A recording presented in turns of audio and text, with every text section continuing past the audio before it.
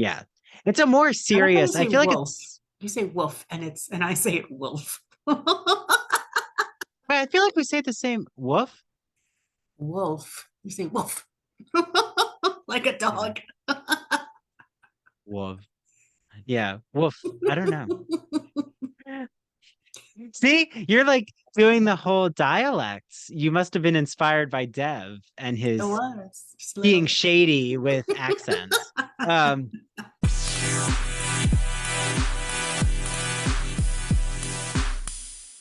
Want to listen to this Ivory Tower Boiler Room or True Crime and Academia episode ad free? Head on over to our Patreon where I'm giving you all 7 days of a free trial. So patreon.com/, Ivory Tower Boiler Room.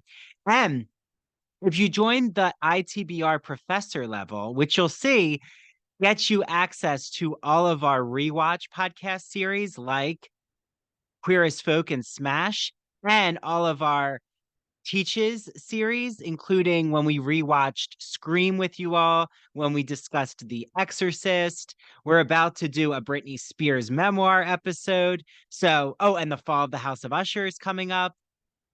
You also get access to both book clubs. And while you're at it, while you're joining our Patreon, where you're getting your 7 days for free, I would really love if you make sure you like and follow us on Apple or Spotify, and please leave a review. It really does help us in terms of advertisers and sponsors. Thank you all for listening to the Ivory Tower Boiler Room Network. And it's just wonderful to be part of this arts and culture organization and have you all out there reach out to me. So again, remember, follow us on Instagram and TikTok at Ivory Tower Boiler Room. And we have a Facebook and we're on X as well. Enjoy this episode, everyone.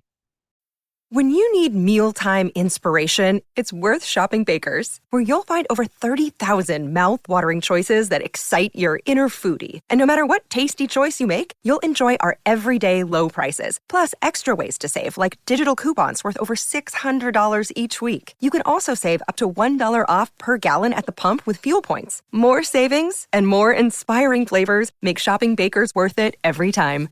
Baker's, fresh for everyone. Fuel restrictions apply. Hi, this is Dr. Andrew Rimby. So when I'm not here in the Ivory Tower Boiler Room as the host and director of our arts and culture podcast, I am consulting because the Ivory Tower Boiler Room is not just a podcast, it's a small business. And I am officially an entrepreneur. So I've had many consulting clients, and I want to let you all know my services. So I've worked on college admission essay editing. I've worked on a graduate student's thesis. I'm currently helping advise a PhD student's dissertation. I'm working with a small business on revamping and rebranding their social media strategy and just working on new media ideas to expand their audience. So if any of that seems like a fit for you, reach out to me via email. It's ivorytowerboilerroom@gmail.com. I'm currently revamping our website, so soon I will have a consulting section on the website. So don't worry, I'll have a new ad to talk about the new exciting website updates, which will include testimonials. It'll include the different services, but for $30, you get a 1 hour private Zoom with me to talk through how I can help consult you, and then we'll figure it out from there. So ivorytowerboilerroom@gmail.com, easiest way to reach me. Also, remember we have 2 book clubs meeting on November 19th. So I'm hosting the Parachute Women Book Club.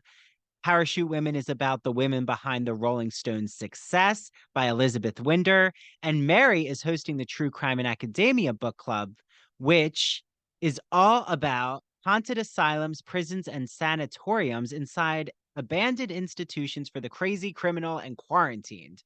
So to join the book clubs, head to our Patreon, patreon.com/Ivory Tower Boiler Room, and make sure you choose the specific book club you want to join. I'll see that you've joined, and then I'll make sure that I reach out to you so you get the Zoom link and you'll be there on November 19th.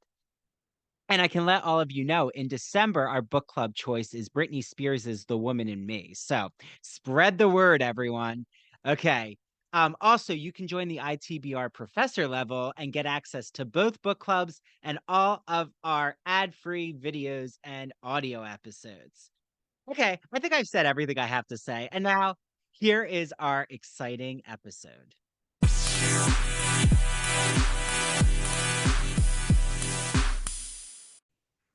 Well, hello everyone. Welcome to ITBR Rewatches Smash, Season 1, Episode 3, Enter Mr. DiMaggio.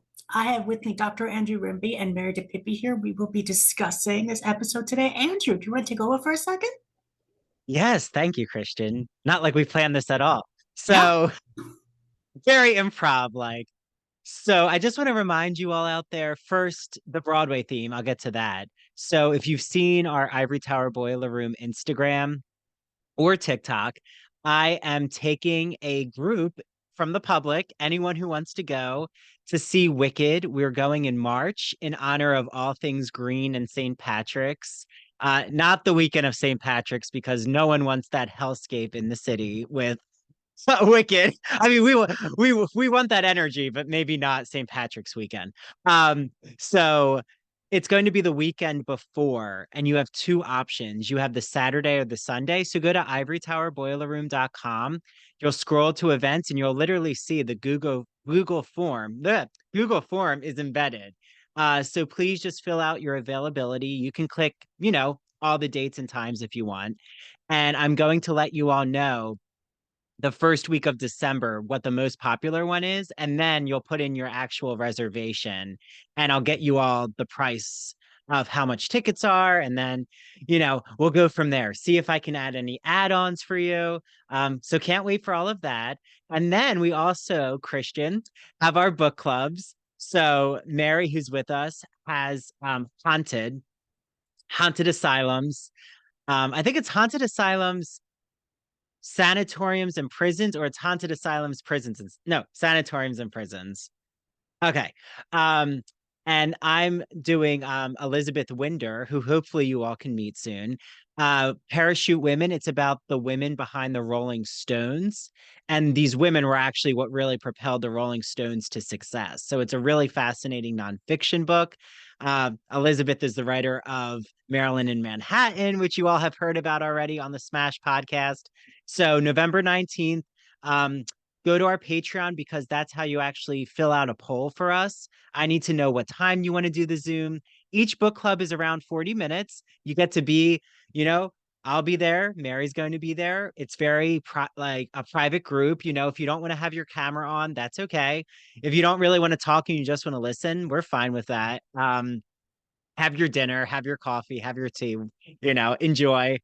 So join the ITBR book club level or the TCIA book club, or join the professor level, which gives you actually all of these video rewatch episodes of Smash, plus both book clubs for only $10 a month.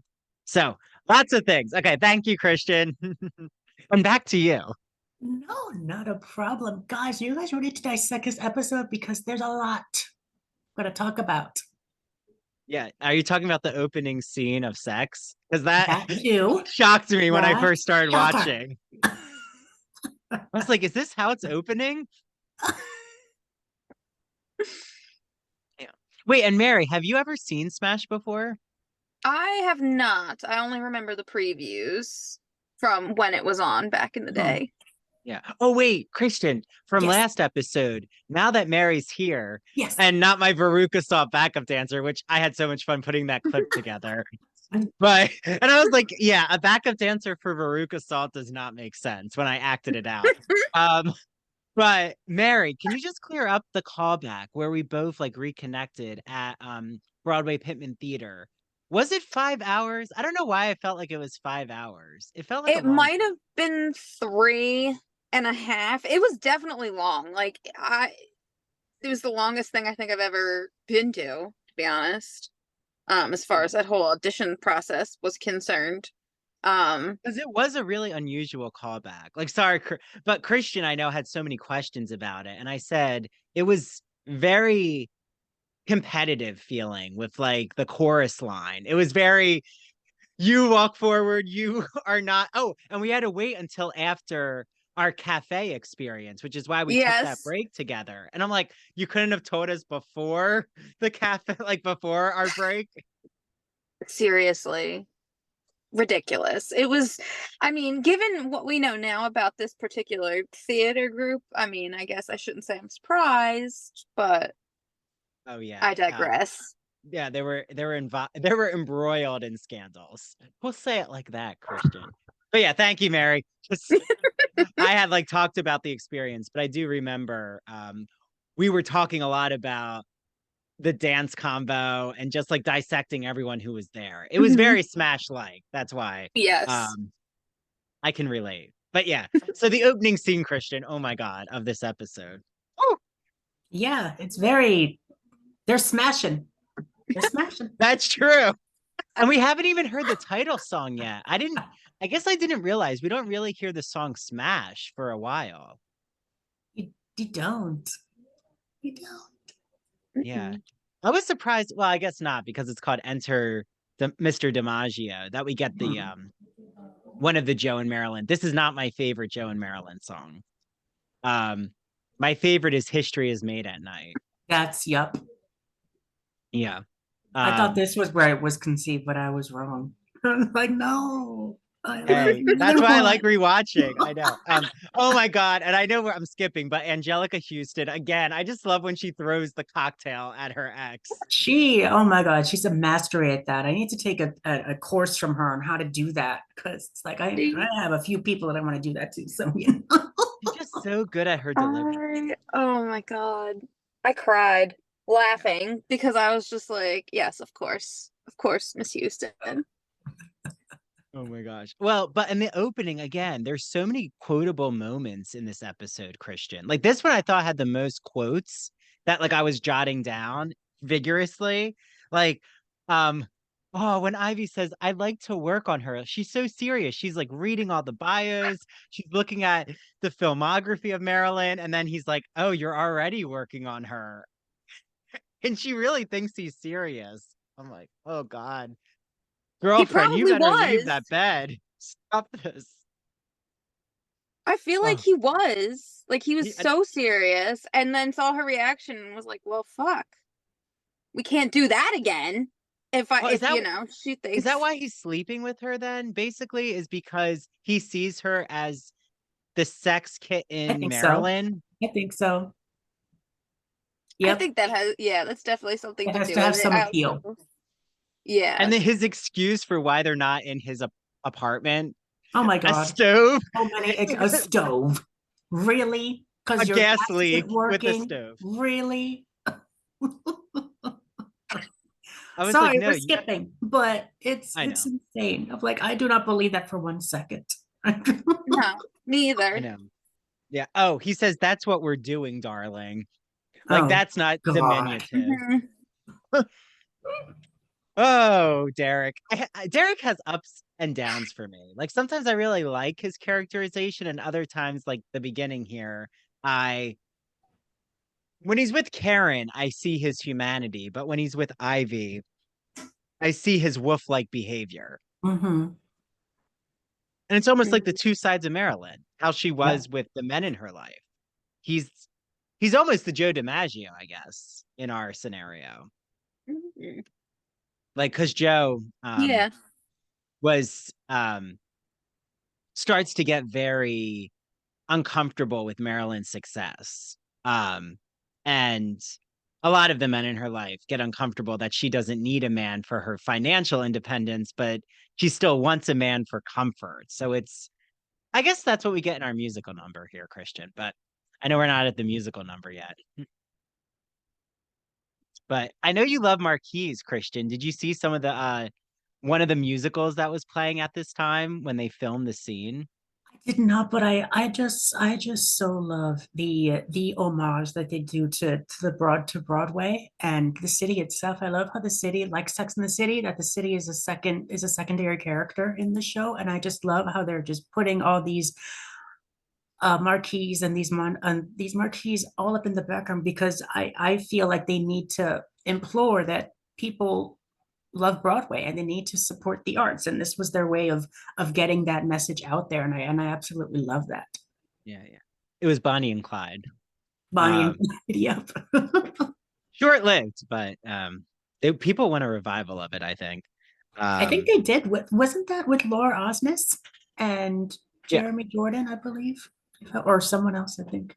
yeah, I know that's when Laura they were Osnes. that's That when was they the one. were Oh, that's okay. when they were in it. But oh, that kind of makes sense because Jeremy Jordan eventually becomes part of Smash, but obviously not right now because he's in Bonnie and Right. Clyde. That's right. Um,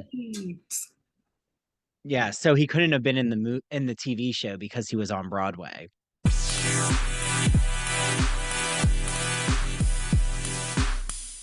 I am here with the co-owner of one of my favorite stores here in Port Jefferson Village, New York.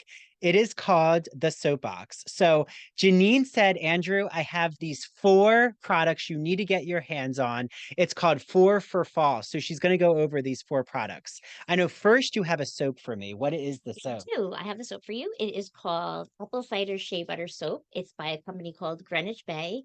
And this is a great soap because you can use it for your hands or your body. And it has a delicious apple cider scent. And I think you're actually already familiar with it. Yes, it is Tried in it. my shower. I still have it. It lasts a very long Yeah, time. great lather. The lather's wonderful. It's just so luxurious, and I love the scent into November. Yes, You know, this it apple carries. cider just it evokes so many cozy feelings. Oh. After the soap, we have something that you can add on to Yes. in the shower. So what is this? This is a wonderful, wonderful exfoliating shower scrub. It is by a company called Primal Almonds, and it's a sugar whip shower scrub. And the scent is pumpkin spice. It's a moisturizing sugar scrub. So it's tiny little sugar granules. And it's something that you would use after you shower twice a week because you don't want to strip your skin of your natural oils and your moisture, but it's wonderful. It just really exfoliates all that dead skin and leaves your skin very smooth and soft from all the sugar. So after I use the exfoliant, right now we need to moisturize. So Yes, I know you have a really nice fall body lotion for us. absolutely. This is just such a delicious scent. This is one of my favorites for fall. The scent is Orchard Breeze, and it's by a company called Michelle Design Works. This is another product that you can use hand and body. It's great. You can place it on your vanity, just a couple of pumps for your hands, or use it on your entire body. But it's shea butter based, so it's extremely moisturizing.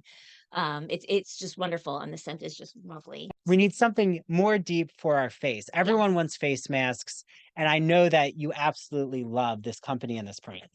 This is one of my favorite masks by one of my favorite companies that we carry and we support. The company is called Farmhouse Fresh, and they're right out of Texas. The mask is called Splendid Dirt, and it's a nutrient-rich mud mask. It consists of pumpkin puree, and the benefits of this mask, it's a pore minimizer, a radiance booster, and a skin degunker. So it's an all-around great mask. If you really want a boost of radiance, it brightens your skin and it really cleanses your pores. If they live on Long Island or near Long Island, what is your address for them to come into the store? We're located at 18 Chandler Square in Port Jefferson, New York, right in the village. And if you can't make it, you have to come in because we just have so much fun stuff in here, so many wonderful products. But if you can't make it in, please give us a call. We're more than happy to ship any of these wonderful products to you. Call us at 631-509-1424. You could always reach us on Instagram at the Soapbox NY, or you could always check us out on our website, Soapbox NY.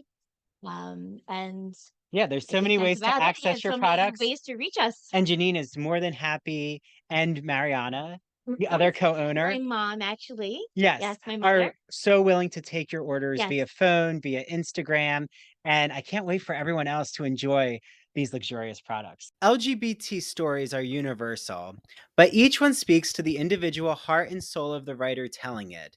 Do you have a story to tell? Or have you been moved by an LGBT book, film, painting, television show, or other form of media?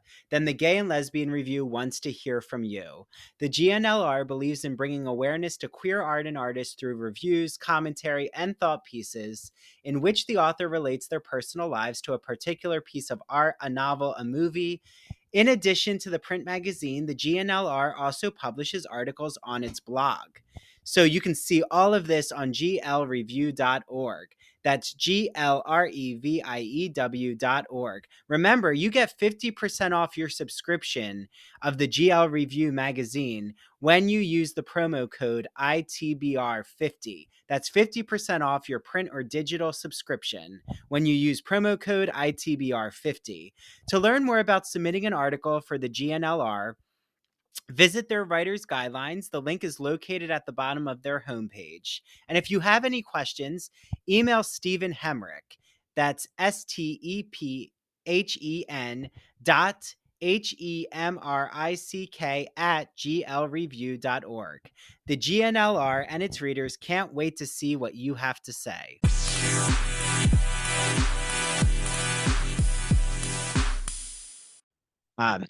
But again, I just love how they pull this cast together. The cast is so good. I mean, that's what makes this series. I mean, Deborah Messing. I love Deborah Messing. It's Deborah Messing, gays. Have you ever seen the Andy Eicher? No. Wait, Andy Eicher? That doesn't sound right. Who's Andy Eicher? Billy Eichner. Andy Eicher. I think he was I think he was one of the Disney people. Sorry. I meant Billy Eichner. Billy on the streets. He like runs around with Deborah Messing and says, "It's Deborah Messing, you gays." Yeah. But no. Oh, Andy Eicher is someone I knew at Stony Brook. Well, hi Andy. Oh God. You could tell that we're recording late because I'm like getting names mixed up together. But yeah, so the opening scene, that was very predatory-ish again. And then Yeah. we have Mr. Sneaky Ellis yet again. He irritated me this episode. I'm sorry. I hated his sneaky conniving ways, and it just like, Ellis, what the fuck are you doing? Don't do that. Don't steal a notebook. That's not good for you. Like, oh, I came up with the idea, so I need to get paid for it. No, How did that have to do with win him? your heart. Like his friend, I got it. Right. What his friend's point was, I kind of understood in a licensing way, but then what he decides to do with the notebook, that has nothing to do with his idea. Now he's a thief. That It's like Ellis. His supposed girlfriend that was like, "Oh, what are you doing with that? Did you?" No, it is his girlfriend. Remember, because that whole scene just irked me the wrong way. I'm like, "Ew, don't." But I also like felt for her as well because I would do the same thing. Like as he's reading, she's like, "Okay, well," and he's like, "What? You thought this was wrong. You didn't want to know." And she's like, "But I want to know now." Like, keep going. Yeah. Well, and she says you're a secret agent. I know we're jumping ahead, but I feel that it's connected to what you're saying, Christian, about Ellis. So the whole "you're a secret agent," when Ellis's girlfriend says that, is it basically he's playing the fence with sexuality to manipulate That's what I Tom? think he's doing. He's yes. Yeah. I thought it was like, oh, here's this, unless, he could be bi, right? We don't really know.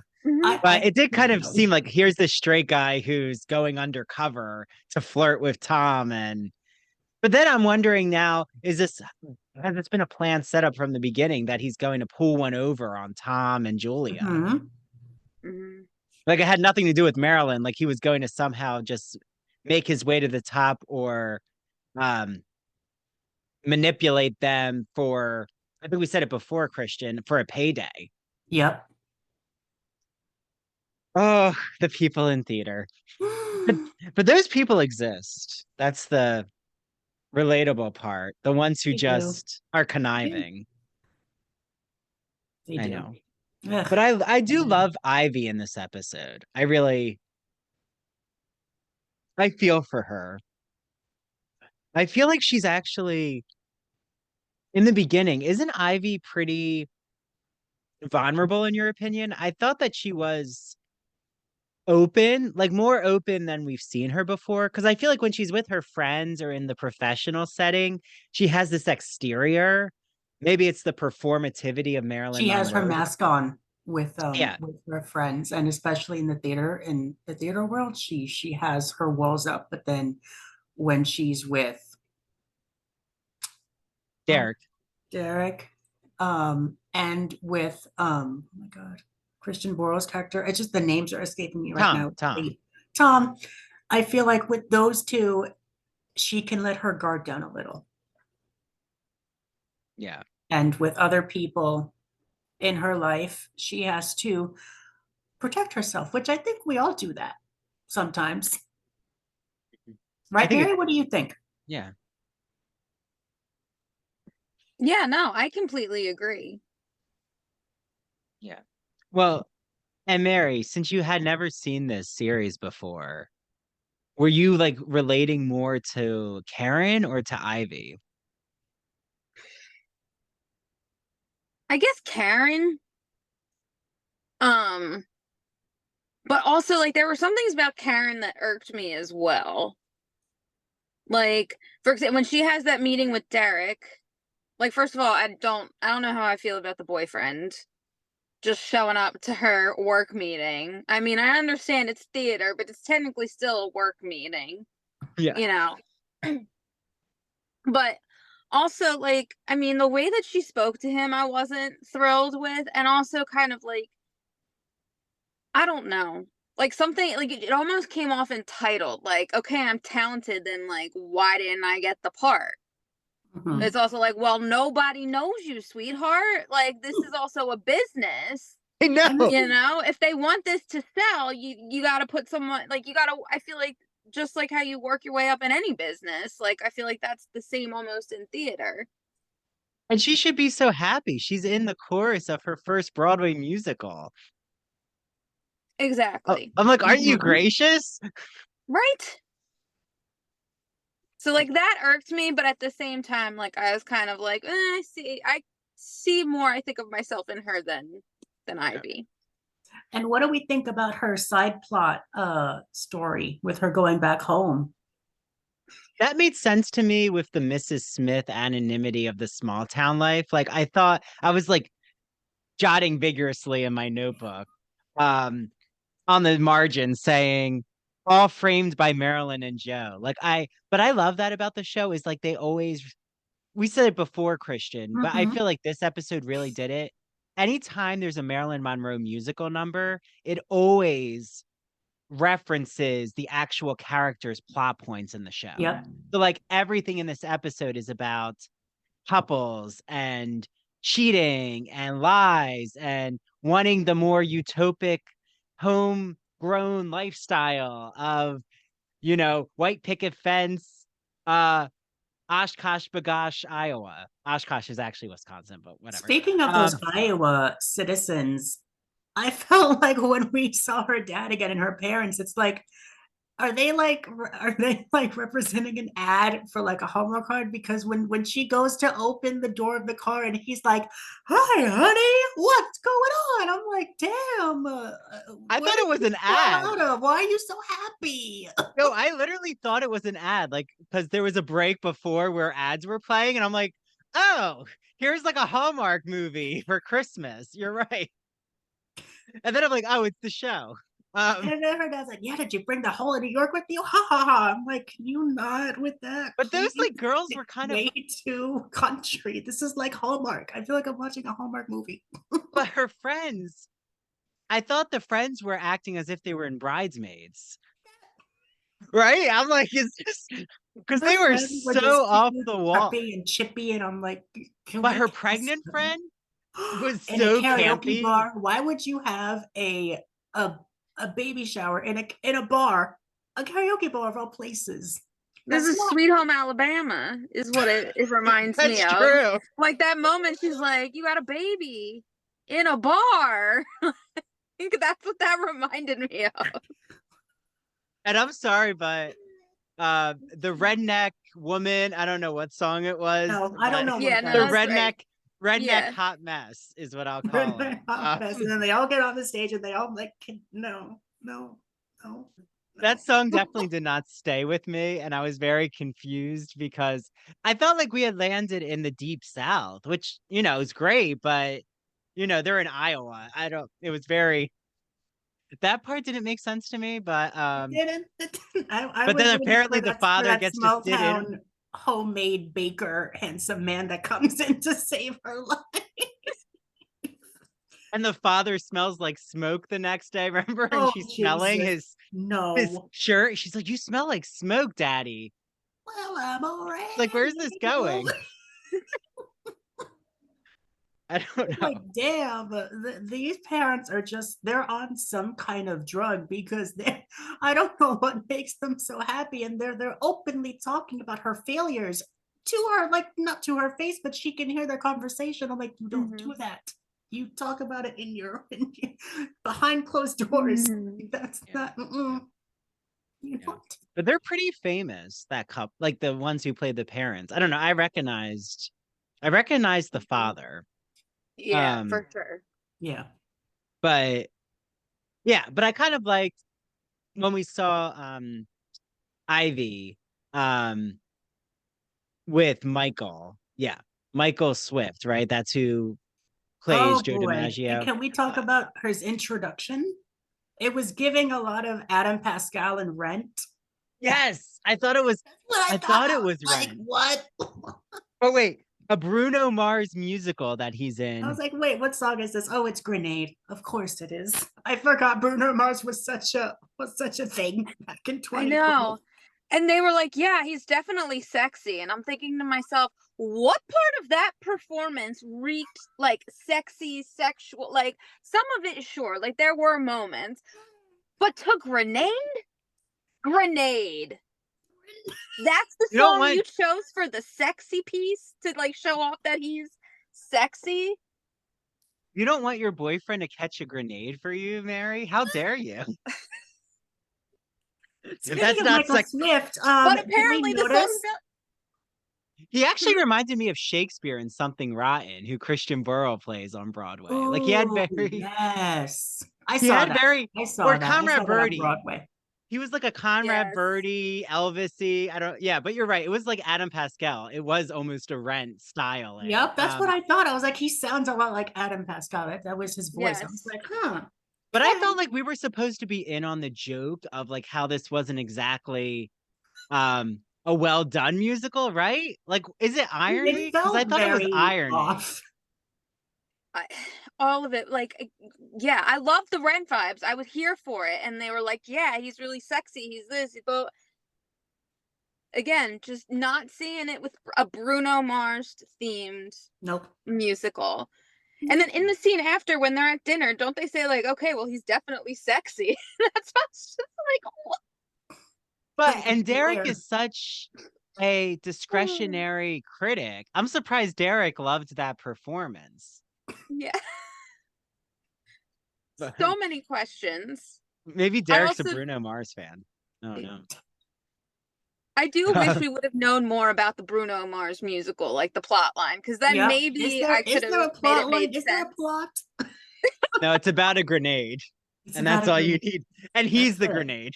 That's all you need to know. And like and then later when we get introduced to his wife, did we notice who that is? We get a little Wicked reference. That is Nessa Rose, Michelle Ferriter. Oh, okay. We get another I love reference. her Nessa Rose. I love that. And Angelica also points out that Ivy did a year in Wicked. I'm like, is this the Wicked episode? We're getting lots of Wicked references. Yeah. Wait, was Megan Hilty already Glinda in Wicked before this? Yeah. We have to do some typing. We have to do some research. But I feel like she was. But I was going to say, that the Bruno Mars show, I do have a point to this, which is it was premiering at La Mama Experimental Theater Club. Is that a which real thing? no, it is. That is It real. is? Oh, Mhm. It's like okay. where they'll do more they do a lot of avant-garde theater. I Like love That was very avant-garde. no, see, I didn't find it avant-garde. I found it, you know what? Maybe it was avant-garde because it was a pop jukebox musical, but like what's so funny is they actually had their pulse on the trigger because now that just seems passe. Like we've had so many, like Once Upon a Time, the Britney Spears musical, and Juliet, Moulin Rouge. Like I feel like almost everything on Broadway now is all a pop singer's album. You know, like it's out of the norm if you're putting on an original material. So Mhm. it's like they anticipated what was going to happen to Broadway. Ooh. Foreshadowing. Mm. Bush. They're soothsayers. Um, but I don't know. I'm gonna I'll find the Megan Hilty thing, but yeah, go on, Christian. Oh no. Where was I going with this? I Where know are I we? got us off track with Bruno Mars. Where are we? Yeah. Oh, she this is interesting. Megan Hilty actually 2005 to 2006 is in Wicked. Oh wow. Was she the understudy for Kristen? Or was it No, someone that was else? Laura Bell Bundy. Oh, Laura Bell. Oh, okay. And I guess She was the standby, Laura okay. Bell Bundy. And so was Megan Hilty started as a standby. Right. Do you know what a standby is compared to an understudy? Yeah, Okay, okay. Well, for everyone out there who doesn't, um, let's like give a definition. a standby is someone who's not in the show unless the person that they're the standby for is out. So Yeah. like an understudy is in the chorus usually and then would like jump into the performance. Yeah. Yeah. So a standby basically just has to be ready like an hour before, always before the curtain. And then they can just enjoy their evening or the matinee. I don't know. I feel like the standby is a more stressful. I don't know. Is an understudy or a standby more stressful, you think? Have you ever been in that situation where you had to be either a understudy or a standby?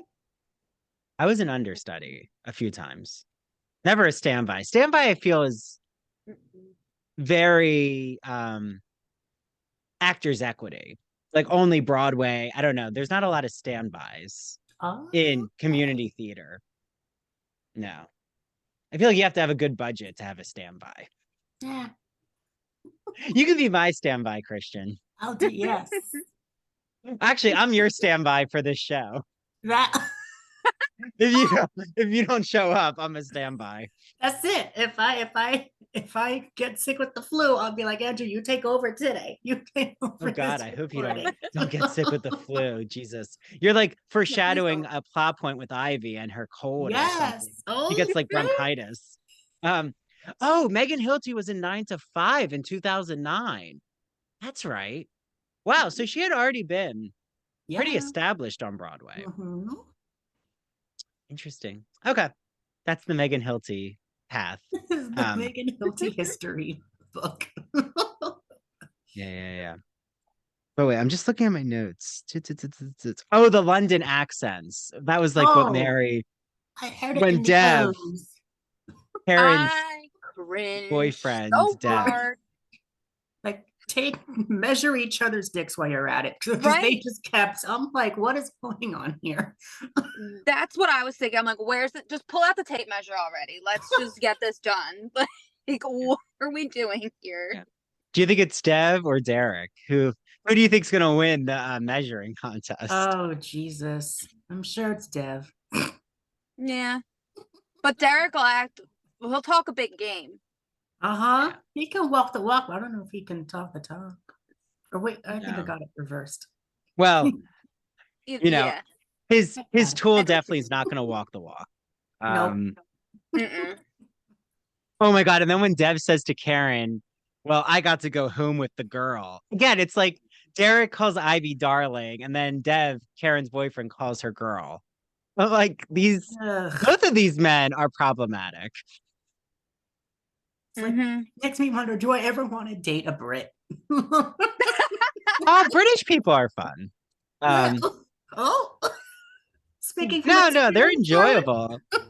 I don't think. Wait, what, Christian? I said, speaking from experience, are we? Oh, I don't think I dated a British person. I don't think so. They're rare to find in this city. No, they're not, but they're just very arrogant sometimes. Okay, Christian does not speak for me. I love all our British guests on the podcast. We have had a lot of British guests, so you know, Whoops. do not I will not muddy that one. categorize them. I will not Okay. muddy.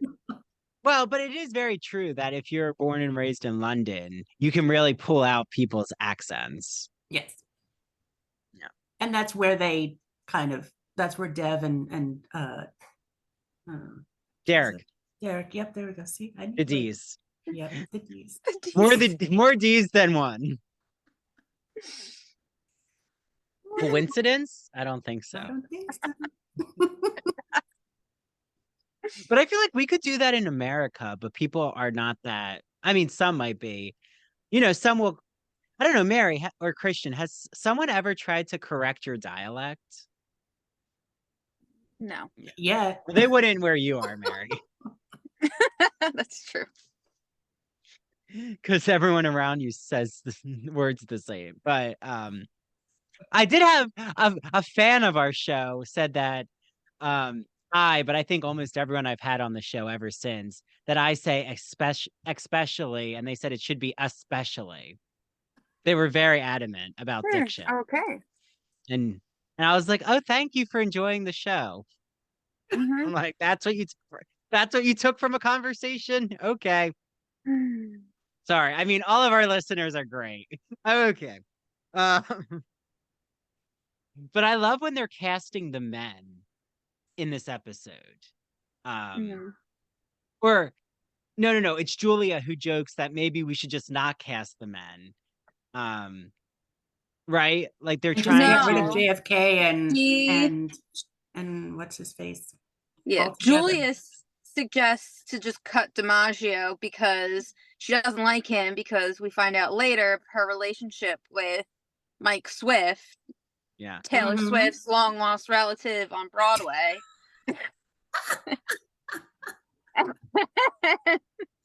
It's Tom who says, fine, then let's just cut Arthur Miller and JFK, which pissed me the fuck off, because how dare you say Marilyn Monroe's life is not nearly as interesting without those men. Get out of here. Exactly.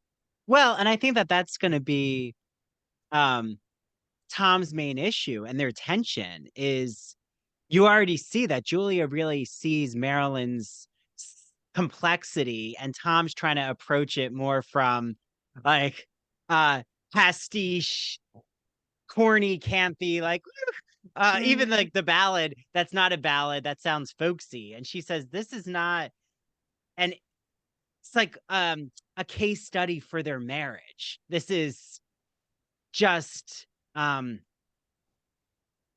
stereotypical of a song you'd hear on the radio, like a pop song. So yeah, Mary, I agree. Like that was annoying when he thought that there'd be nothing without the men in Marilyn's life. Like, that's why she's so misunderstood.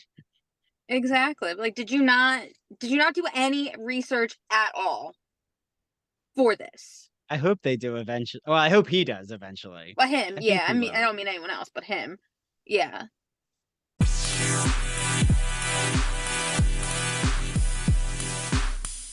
Hi, this is Dr. Andrew Rimby, and I'm so excited to shout out the Gay and Lesbian Review, who is helping to sponsor the ITBR podcast. For all of you out there, the Gay and Lesbian Review is a bi-monthly magazine where you can discover new things about gay and lesbian literature, history, and culture. And the GL Review publishes essays in a wide range of disciplines, as well as a slew of reviews of books, plays, and movies. and a number of special features, such as artist profiles and their popular art memo column. Each issue of the magazine brings you consistently intelligent, lively, thought-provoking articles focused on a unifying theme. For example, their September-October issue centers on the theme Cracking the Closet. So, starting in the 19th century, a number of artists and writers found ways to crack the closet by expressing their sexuality between the lines or in the interstices of their work. For example, Ignacio Darnad, who is a friend of the ITBR podcast, he's been on our show, writes all about illustrator J.C. Leyendecker, whose work for Ivory Soap and Arrow Collars gave him plenty of opportunities to draw pictures of well-dressed and at times scantily dressed American men. And you also can find an article by Vernon Rosario, who has been on the podcast, and he talks about the quest for sex in the Middle Ages. So, to subscribe, visit glreview.org. That's glreview.org. Click subscribe. So, on their website, go all the way over to the right-hand side, and you'll see the button subscribe. Click subscribe and enter the promo code ITBR50 because you're getting 50% off your subscription to the print or digital edition of the Gay and Lesbian Review magazine. I can't wait for you all to have your copy of the Gay and Lesbian Review magazine, and make sure that you take a picture when your magazine arrives or when you're reading it online and tag the GL Review on Instagram and ITBR, and we'll share it out in our stories.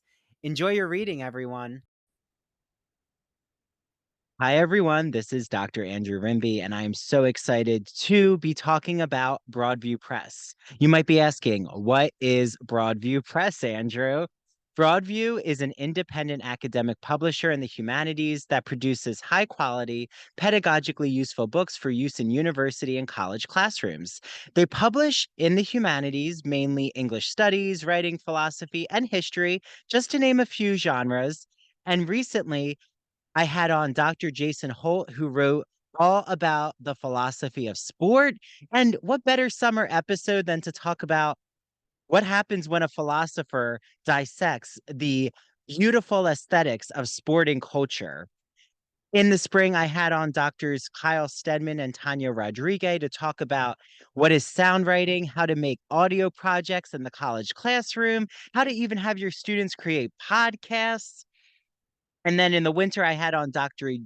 Jeffrey Weinstock. He talked about analyzing pop culture. Yes, I even sneak in some Real Housewives questions and how to teach composition and make it fun. He uses this whole metaphor about being a mad scientist in this Gothic lab. And in the fall, I had on Dr. Ann Stevens, and she talked about literary theory and criticism. And yes, the university season is upon us. So, what better way to talk about the college classroom than to actually understand what is literary theory? That's a wonderful episode for all of you out there who teach literary studies.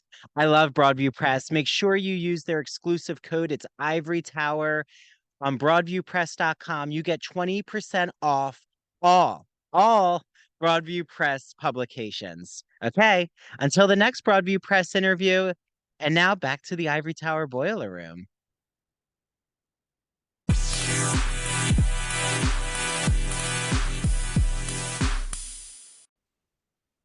And I feel also that Infuriating. Tom was just so overdramatic this episode. It's like some of his lines were so cringeworthy. I'm like, what are you doing? So dramatic. I know. I loved. Yeah. No, I was just gonna say, I'm like, we didn't even do the musical yet, and there's already so much drama. I mean, we all know that happens behind the scenes, but like, Yeah. oh my God. Well, and I love that Julia is one of my, that it's a messed up, manipulative type of episode where the one who had an Oh, affair. so manipulative. Yeah. So But like that the one who had an affair is the one that I'm most connected to in this episode. Oh,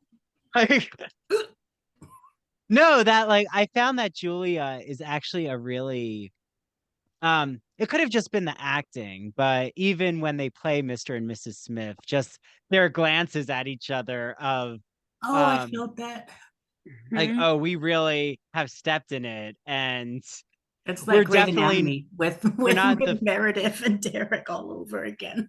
but they're definitely not the folks next door. Nope. And also, Ivy and Derek are in the same room during that song, and they're banging each other. So Mhm.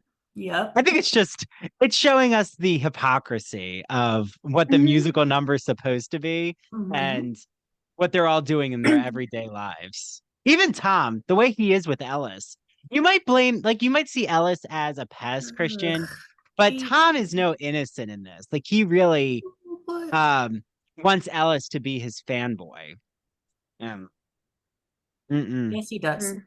He does.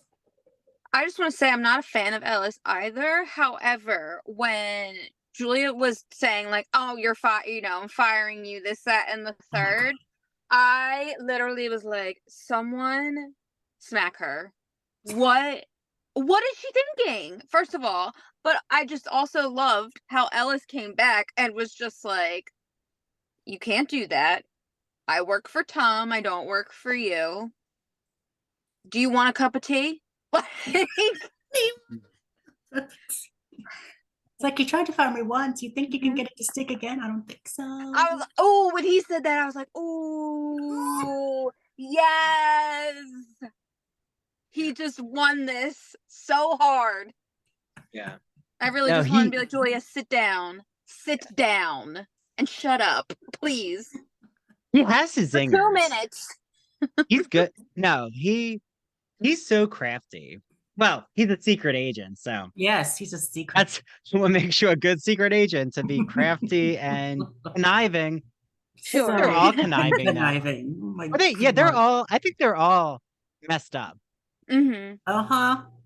Yeah, They this all is are called an. definitely willing to This is do the Grey's whatever to get Anatomy episode of Yeah, yeah. They're Mhm. all Yes. fallible.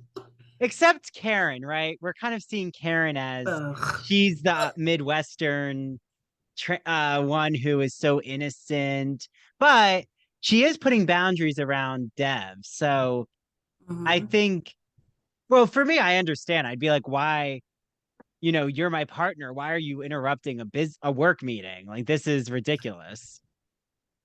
And Mhm. did you notice how very uptight she is about money wise? Mm, It's like she doesn't want, like, if her boyfriend slash almost fiance is willing to pay for the rent, it's like, why don't you just take it for now, and then when you can pay him back, you Mhm. can do that. But I understand the hesitancy, but it's like, if you're not yeah. able to do it, just accept help. There's nothing wrong with Well, that, I don't think. But it's again the issue with pride and stuff. So there's nothing wrong until you owe them a favor. I don't know. I mean, uh, Yeah, but in that situation, like they're living together, yeah, they that's have a different. very close romantic relationship. I mean, at that point, like and he's they a should lawyer, be I'm sure he partners. can. Like, and in that situation, it's like you should you should be able to lean Yeah. on each other. Like it shouldn't be I did this as a favor to you. This is Mhm. oh, okay, it's fine. Yes. I'll take Well, this one for us, you do what you got to do and then, it's a give and take, right? That's what you Exactly. want, though, Yeah. in a healthy Yep. relationship. You both Right. Yep. are For sure. like, it's not only someone might be doing something financial, but are giving them an aspect of teaching them or enlightening them in ways that they don't see in their own everyday life. Like you're both helping to uplift each other. Mhm. And that's not just financial. Yeah, thanks. Good job. Yeah, I love that, Mary. You changed my mind. Um, and that's all that matters, Mayor. Just change one life at a time. Um, oh gosh. Okay. Um, I do love though the Marilyn and Joe DiMaggio, the way that their bio enters into this episode. Um, Mhm. with like thinking about how the song's going to be constructed with the Mhm. lyrics. That's what I always love about these episodes. I love the actual process, like how they create the music. And Mhm. um Yeah, but you're right. There is a lot of very soap opera like elements in this episode, more than the other two, Chris. Yep. Yeah. Maybe they needed like more of the sappy Iowa. Like, can you The just Iowa narrative just cut made that everything out, sappy. please? 'Cause You mean you don't want to it hear just became redneck woman too every much for me. day? I'm like, oh my God, here we go again with them. Yeah. And then she comes in with this freaking big ass baby shower gift. I'm like, what is this? The Bellini basket from Sex and the City? This I thought Oh, there was going to freaking be teddy someone bear. inside Like of what? it. Like, I thought it was And then- Deb. you thought it was Or like a stripper. oh, that would Marilyn as a stripper. No, oh my not God. good. That would have not been appropriate. And then a Oh, teddy bear, okay. like, oh, you could hug him and then call me. I'm like, what? No, don't. No. Just And it's also like, Good what? You're Lord. missing the whole point of a baby shower. You have to give stuff for the child, not for the Yeah, mother. Exactly. Like diapers would have been way more Diapers or helpful than a here's clothes this huge or I teddy don't bear. know, something. Yeah. A No. maternity dress. There But that's for the that's for the Diapers. mother, but at least diapers. it would be useful. Oh my God. All the diapers. Oh, Yeah. But I did want to ask, like, this is a very philosophical question, which is, yes. do you actually think that Joe and Marilyn, like anyone of that caliber in the public eye, because you hear that all the time, right? There's that conundrum of someone who becomes really infamous, but they've wanted to be known by the public, but then they'll say, I don't want paparazzi around me, or I don't want to be talked about in the press. I want to live a simple life where I can go into Target and, live my anonymity. Like, do you think you can have both? Can you live in an anonymous life, but also be talked about by the public? Maybe if you're like a B or C list celebrity. Yeah. Nah, maybe not B. C or D. Enough where people know you from maybe a few hits here and there, but not enough that you've been overly exposed. Yeah. Maybe. Because I think the more your face is in the public, the more people, obviously, it's going to be easier for them to recognize you because they see you everywhere. So, but that's, so like in the show, an Angelica Houston and a Deborah Messing are going to face more public scrutiny than the rest of the cast. Mm-hmm. Yeah. Mm-hmm. But also, I think, right, you can choose where you live, and that does, like, there's a reason why people choose to live way outside of LA, or they choose to live in Jersey or Long Island instead of New York City. But I think sometimes people all don't the craziness. Yeah. But I think sometimes people want to live in the craziness. Like they decide that and then they say, but don't follow me. I'm sorry. That's just like my pet peeve. Or when they call the paparazzi, which almost all of them who are always photographed call the paparazzi. Kardashians. They started that. And then they're like, don't follow me. I can't deal with this. But Marilyn, I don't know. I feel but I think Marilyn really did. I mean, Elizabeth or a biographer could really confirm this. But I remember she did go to Connecticut a lot in a guest house. She did kind of live off the grid. I mean, when I was watching this, I was thinking of Meryl Streep because we haven't heard her name a lot in the public. And I feel like a Meryl Streep, like there's certain actresses or actors where they kind of do live very I don't want to say everyday lives, but they don't always need to be talked about. I mean, if you think about it, like Sally Field or like Julie Andrews, like she's built all three of them, even oh goodness. Well, even Anne Hathaway, rest in peace. It's like they were able to gain a caliber where, yes, they've done a whole lot of famous stuff, but they're able to live an idyllic life where they're not accosted by the public every single minute of their lives. So, if they Yeah, can like do it, I wrote, can you be why a movie star and have a simple life? That's a difficult question. I mean, Well, if you Pamela live off the grid Anderson's enough. Pamela Yeah, like Anderson's her. doing it. Yeah. Yeah. But she's also, I feel like, in a more rural, suburban setting. Like, it's not full rural.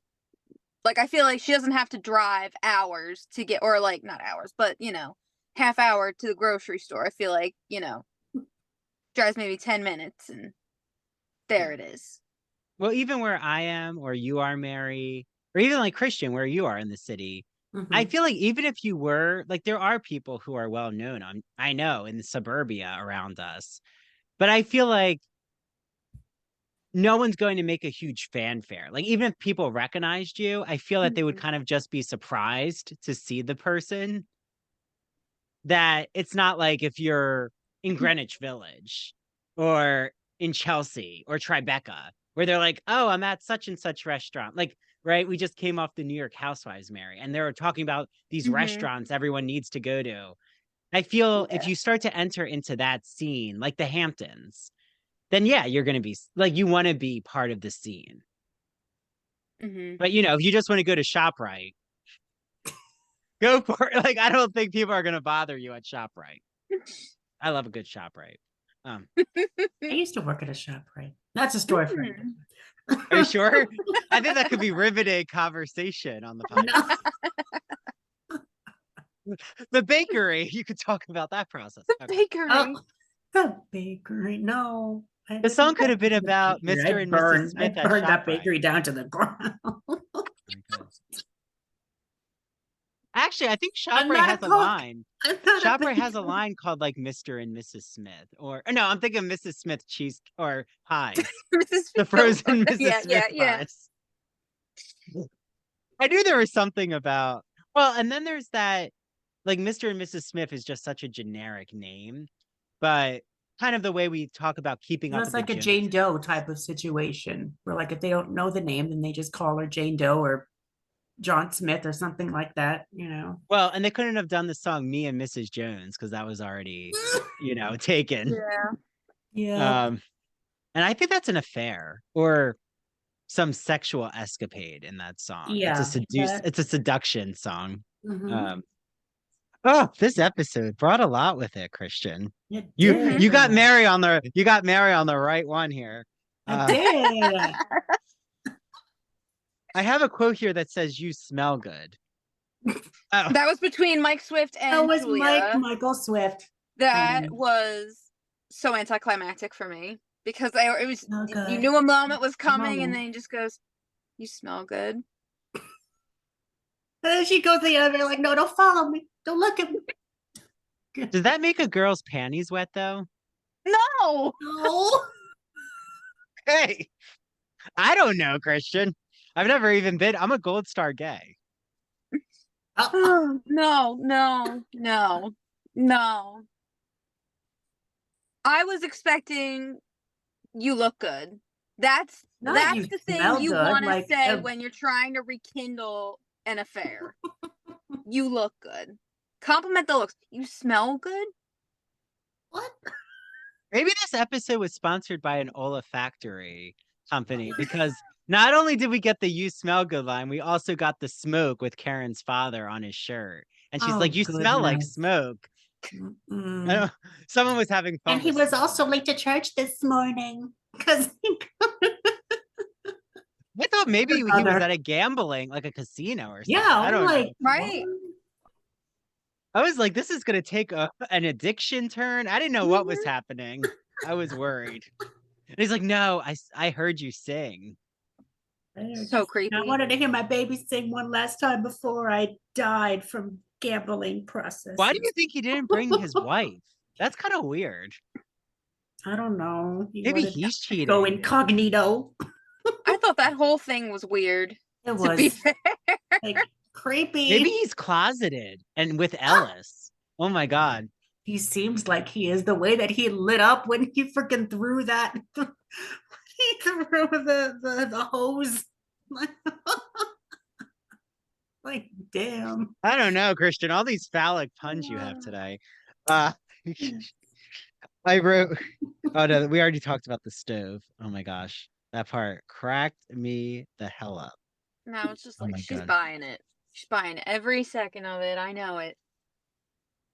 That Do you poor think girl. she actually bought that there was a stove issue with the neighbor, She seemed Mary? naive enough She to think. seemed I like mean, it, but I yeah. wouldn't believe it. I'd be like, oh, okay, well, show me the stove. Show it. Mhm. Show it to me. Let's go. Let's go. I feel like she wants to give him the benefit of the doubt. But that's Yeah. too much of a benefit. Oh, I know. For sure. But also, they've only been He came sleeping up with together that like 2 quick. days. He's like, oh, it's a stove problem. It's a Yeah. Oh, how about the line in the song? We have to talk about the line about we'll make our own little league baseball team. That's like one of my uh, favorite lines. No, you don't like it's that just so image? both of us were like, could you get any more camp? I was like again for me, I was just like, this episode seems like so much about undermining women and their abilities. So this was just another like nail in the coffin of, oh, so she's only good to have all of these children for you. Oh, Mm, Mary, I love you. Yes. Keep this energy. it's true. So that Oh, annoyed me. and there's a line that I never knew until this coming to record this. There's this line about Tooch Shore, and I never knew what Marilyn is singing. And it was a restaurant on 51st Street that Marilyn would frequent a lot. It was like this lounge, and Bernard Tooch Shore owned it. So just in case anyone wondered what that line is, and it's hard to make out. Mm-hmm. But she just doesn't want to be in the limelight, right? That's the whole Yeah. point. Um, but yeah, I still do you think though, do you think Joe DiMaggio would have been more satisfied with that kind of small town life, or Marilyn would have been more satisfied? Or neither of them? I don't know. I feel like Marilyn came from that. So I Mhm. feel like for her it's like a return to the roots kind of a thing. And I don't know how much trauma that could kick back up for her. So I don't know.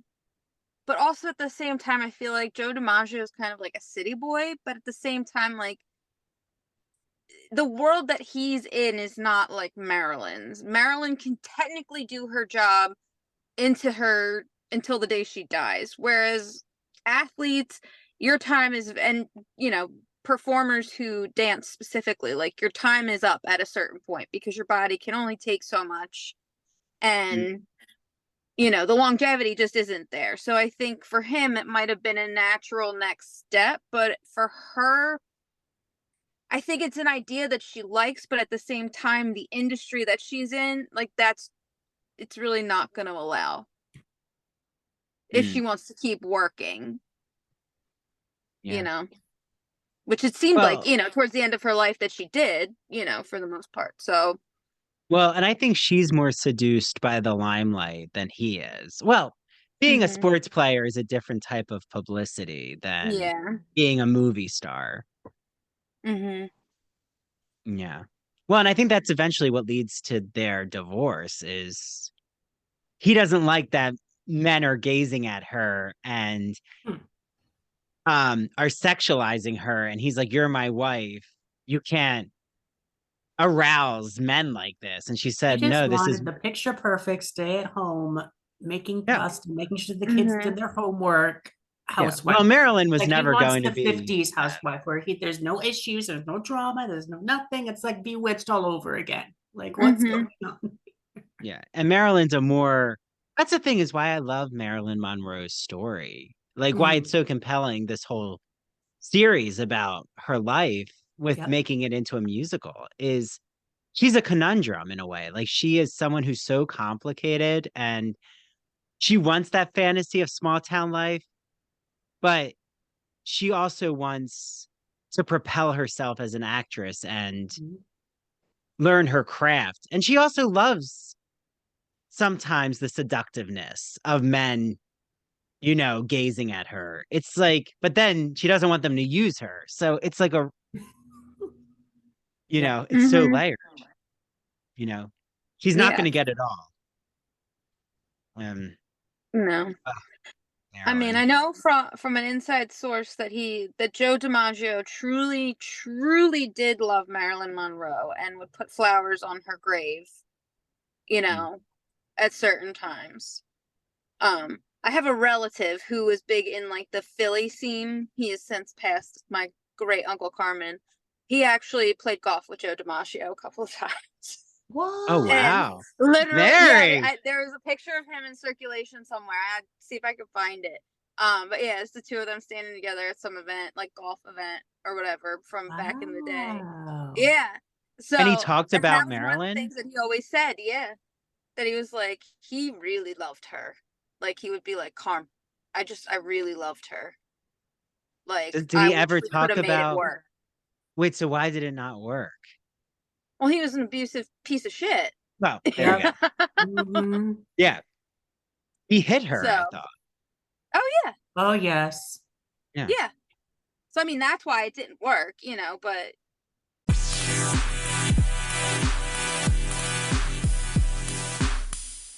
Imagine that you're riding the Turner Classic Movie Great Movie Ride in Hollywood studios. It's in the 1990s. As you're journeying through the Great Movie Ride, you pass the Wizard of Oz, where all of a sudden you see the Wicked Witch of the West ascend into Munchkinland in a cloud of smoke and flames. Well, that's the memory I have with the Great Movie Ride in classic cinema when I was at Disney in the 1990s as a young boy. And ever since that, I was hooked on classic cinema.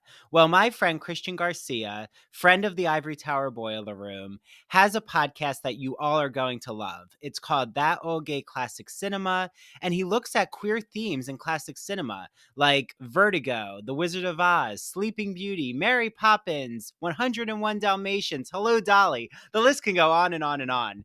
So follow him on Instagram at That Old Gay Classic Cinema. You can listen to his podcast on Apple and Spotify. And he also is on the premiere episode of our Queer as Folk podcast, where I'm rewatching every episode of Queer as Folk from 2000. And the episodes come out bi-weekly. So make sure you listen to his episode with me. And he's launching a rewatch show of Smash, where they're putting on a Marilyn Monroe musical. So he's going to be joined by co-hosts, a lot who are in the Broadway and theater industry, and I'm going to be on his first episode. So without further ado, get listening to That Old Gay Classic Cinema. Enjoy. Hi, everyone. Happy almost holiday season. Because the holidays are upon us, I'm sure so many of you out there are thinking, oh my, what am I going to get my friends, my family, my children, my romantic partner, my husband, my wife, any, significant person in your life? Look no further than my good friend Mandy Bengal, who makes handmade crocheted items. Her company is called Mandy Made It. You can follow her on Instagram at MANDEE Made It.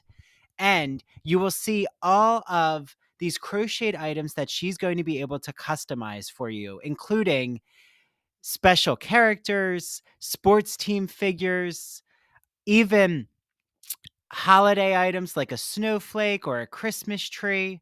So I have Mandy's keychains. I have the poison apple from Snow White and the Seven Dwarfs.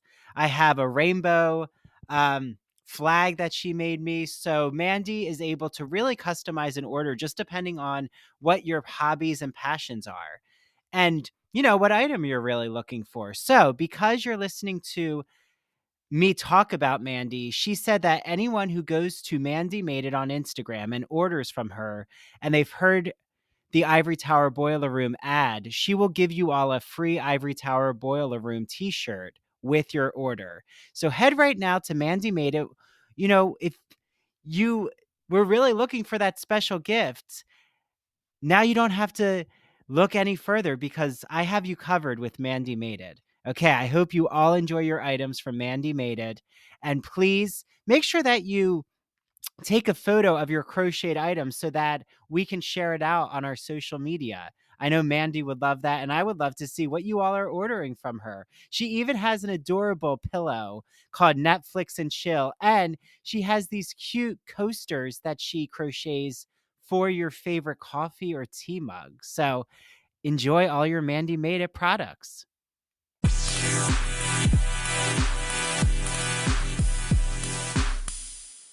That's actually my not the abuse, of course, but that's actually, I thought, one of the most well done elements in Blonde in the movie was the Joe DiMaggio Marilyn sections. But when it got to Arthur Miller, I thought the whole movie just started to well, the JFK part. I mean, Elizabeth has her feelings on that, and I agree. It was so exploitative. Well, you got to watch the movie and then listen to my recap with Elizabeth, Christian. You have homework. I'm giving you homework. I'm gonna have to finish it. Fine. But like the JFK part is very troubling. The way they do it in the movie. Yeah. Okay. Well, those are my notes. I don't know. Christian. Yes. What else do you want to pick our brains about? Oh, goodness. Now that Mary revealed the Joe DiMaggio connection. Wow, Mary, I didn't Speaking, know you were sitting on she was sitting on this the whole episode. I didn't just want to bring it up, if it wasn't gonna fit, then I'd be like, all right. Oh, we need a viral moment, Mary. Come on. What are you doing? We want our limelight too. Are you kidding me? I like apple pies, but actually I don't like apple pies. That's a lie. Well, it's not that I don't like apple pies. I'd rather have tiramisu than apple pie. Yeah. Dessert of my people, I think. Yeah. Or, oh my God, I just had a cannoli. Right? I had a cannoli pie, Mary. I've never. Amazing. Oh my God. That sounds incredible. Uncle Giuseppe's. I'm telling you, Uncle Giuseppe's needs to hire me because I am their number one fan. Oh my God, a cannoli chocolate chip sandwich. They have them. I'm telling you. Cannoli cream and chocolate trying to give chips. me diabetes? What are you doing? Don't eat it every night, but it is very yummy. No, I'm just not a pie. I'm not a huge pie person. I'm more of a chocolate cake or cheesecake. Ooh. I'm a huge cheesecake person. Done well. It has to be Junior's or very dense cheesecake where you throw a fork in it and it won't move. I don't like the whole soft cheesecake. Yeah, no. I can't. Or hard cake. When you eat cake, I don't know why I'm talking about cake, but when you eat cake and it's so hard. I'm who wants you need hard, dense cheesecake, but you need a soft, luscious chocolate cake. I agree. I agree. Okay. So on the cake. I don't know how that tied to making your own little league baseball team, but I don't maybe. know. I mean, speaking of Joe DiMaggio, I feel like they should have cast someone else other than what's his name? Will Chase. I saw him in Kiss Me Kate. He's really good. No, he's I'm a good not saying actor. that he's not good. I'm just saying that maybe they could have cast someone else who looks a little bit more like Joe DiMaggio rather than picking that's true. blonde Yeah. person. He didn't really give me Joe DiMaggio when they were. I look like Joe DiMaggio. He was giving Ken doll. That's not Joe DiMaggio. Yeah. No. I'm throwing myself in the ring when this comes to Broadway smash. I think I could be Joe DiMaggio. You'll be Joe DiMaggio. Yes. Yes. Or Arthur Miller. It just depends if I have my glasses. You could do a I could be both. You could do a one-man show. Just be I just don't think I could be JFK. Come on, and then Arthur Miller for Act 3. Just throw on a set of glasses. You'll be Clark Kent. No one recognizes you. And I'll be Marilyn Monroe too at the same time. That's it. Basically, this is my dream / nightmare of my one-man Marilyn Monroe smash show. Oh my God. Okay. But you're right. There could have been a more Mediterranean looking actor. They could have. I don't know if Bobby Cannavale can sing, but he was pretty good as Joe DiMaggio in Blonde. If when he was younger, he could have. Well, I'm sure there's a reason why, they choose who they choose. I And guess they Mhm. wanted singers, Whatever. but there are singers like that in that are dark haired. that are Italian, the Jersey Boys Are cast, basically. Italian. But, Mhm. there you go. There you go. But and I also forgot to shout out our Patreon members, but I want to wait until the end of the episode, Christian. But So are we at going over the limit? I know. We're at our limit now. Do you feel like I feel like we hit everything, didn't We we? did. When I missed certain parts, but because I had to go out for a second. But That's I missed okay. Mary's spotlight, which I'm so mad. Wait, so what's our next episode, Christian? Just to tease everyone. Episode 4. What is it again? I think it's the cost of art. Yes, the cost of art. Okay. Yes. Okay. Where Yeah. we're gonna get, hopefully we can get Elizabeth to come on, because that's the Never Had a Wolf musical sequence. Yes, all the like men who prey on her, the Yes. wolves of Hollywood. Oh my God. Yeah.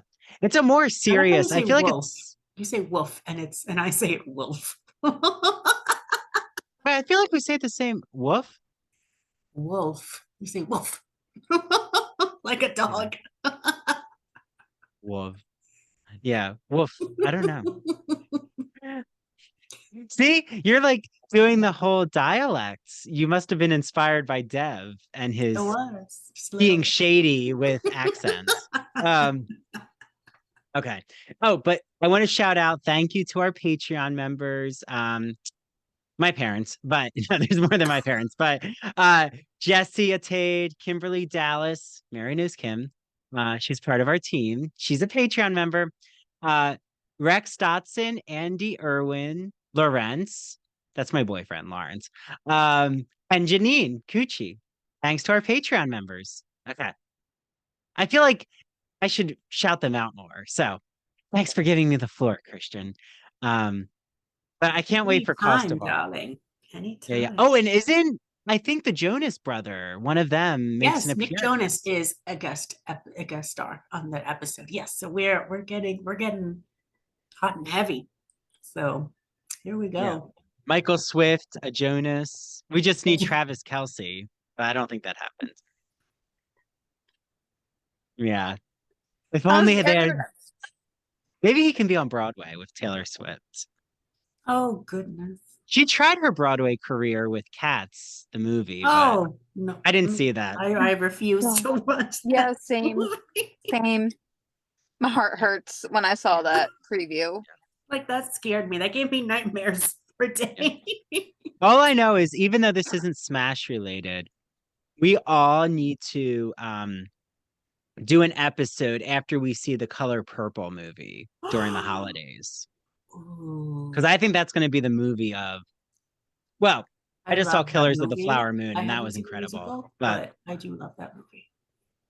Yeah, it's going to be so good. And Fantasia plays Celie, and I'm so excited. Oh my God. Yes. Well, this was so fun. Thanks, Christian, for Of course. carrying. Thank you guys for coming on. Mary, thank you so much. We had so much fun. I hope you can come back again. Oh, thank you for sure. Loved you.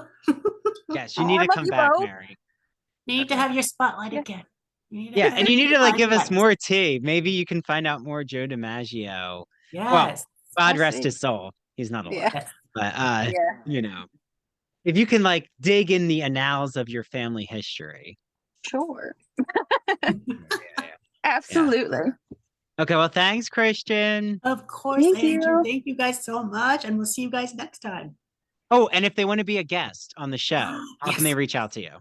They can reach out to you. You can DM, direct message me at that OK Catholic Cinema, or at my personal Instagram at bookaholic_221, or you can also DM or direct message and Andrew at Dr. Andrew Rimby, or at Ivory Tower Boiler Room on Instagram as well. So feel free to pop in, see if you guys would like to come on, be a guest host, because this has been so much fun. We cannot wait to dive into so many more episodes of this show. Yeah. Yeah. Oh, DM me at Ivory Tower Boiler Room. Yes. Or Andrew David Rimby. I know I Yeah. try to change it to Dr. Andrew Rimby, but they don't let you put doctor on Meta. So never. I have to take that up with them. But Weird. Take it you up know with what? Instagram the next Elon time. Musk lets me do it. So screw you, Meta. No, just kidding. Okay. On that note, bye everyone. Now we're canceled. Okay.